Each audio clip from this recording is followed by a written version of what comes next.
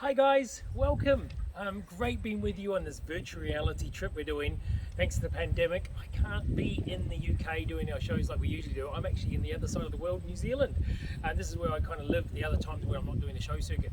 So, I've been asked to do a 5-minute video about understanding our dogs. Okay, this is what I've been doing for 30 years. It's my passion. I know some of you know me as a sheep show man, but the dog and duck man is really where my passion lies, about training dogs. But now it's more like training people how to understand dogs. So that's what I'm going to start with, this little 5-minute clip. So I'm going to speed through it pretty quick. We're going to start with the youngest. So I'm going to be back in just a second with some little guys to show you. Right, look at these kitties. Who doesn't love puppies? Now, they're 5 weeks old.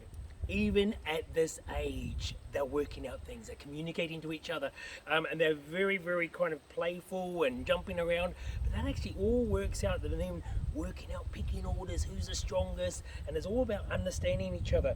So the pecking order and pack instincts start really, really young in the puppies, right from knowing how to crawl to the teat. It's built in there. All dogs have the same instinct. They have like a tree, it's all the same trunk. Every dog, doesn't matter if it's a Great Dane or a little Chihuahua or any kind of breed really, it has a survival instinct which they all share. Then they branch out like branches of a tree. They all have to share the same trunk, but the branches can be breed instincts. Now these are sheepdogs. Okay, so their job is to ambush the food and bring them back. I'm going to show you that a bit later. Now, even at this age, we can even start putting on a little bit of basic behaviour. They start biting us or even yapping lots. We can even just put a little bit of pressure going, We don't want that behaviour, because whatever they do with puppies, they can take on to adulthood. So you can even start to groom them at this age. Don't they look cute?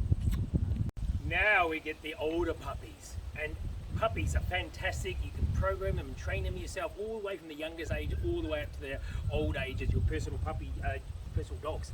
But when they get a little bit of the older puppies, they become a little bit more full on, jumping, barking.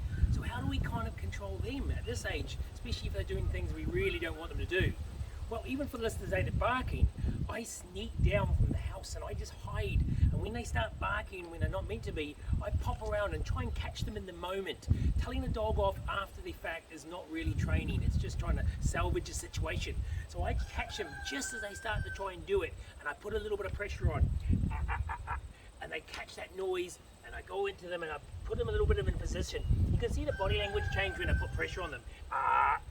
The ears go and they calm down, their energy calms down, and that's just calming them down, and it's also disagreeing with their behaviour they're doing at the moment. As soon as they do the good behaviour, I take the pressure off. Good little guy, well done, you're doing well, and that makes it really fun again. Okay, so look at them. Oh, they're lovely playing at this age. Right, we're going to move on to the bigger dogs now.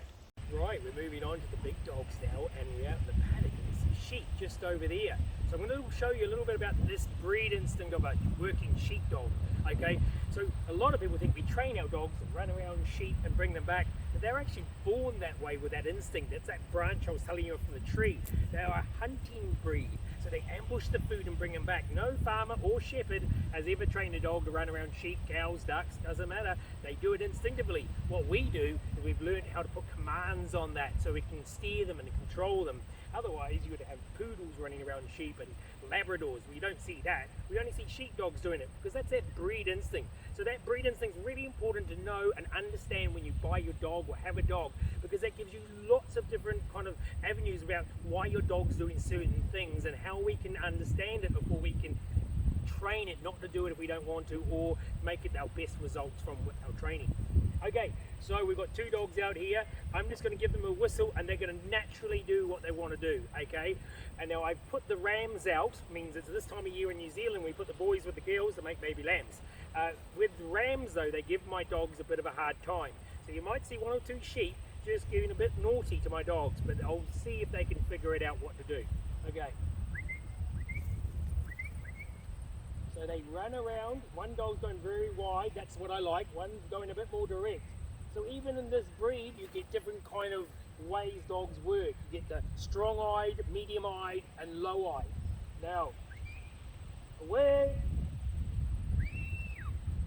So I use whistle and commands, but their natural language is energy and body language. That's their language. And I'm always trying to tell people, if we're the most intelligent creatures on this planet, why do we keep making our dogs understand our language instead of us understanding theirs? So So that's the way I start training them, with their own language. So actually I use the energy and body language first. Then I put words on that when I'm teaching them how to go lefts and rights, because that's what they know naturally. And then I put whistles after the words. So they end up knowing 3 different languages. Wow, I don't even really know one very good. All right, so what I mean by body language is if I move to the left, they run the other way. Why? Because they're trying to ambush the food and keep it at my feet. So I'm going to move back a bit so you can see it a bit more clearly. Okay, their job is to keep them at my feet. I don't need to teach my dogs to do this. They do it instinctively. So wherever I move, they run around and bring the sheep back to me. So then we can start using commands on that. Like, if I go left, I know they're going to go left. So I say, come by, come by. I know they're going to go right when I change direction. And I say, away, away. They do this naturally. No training.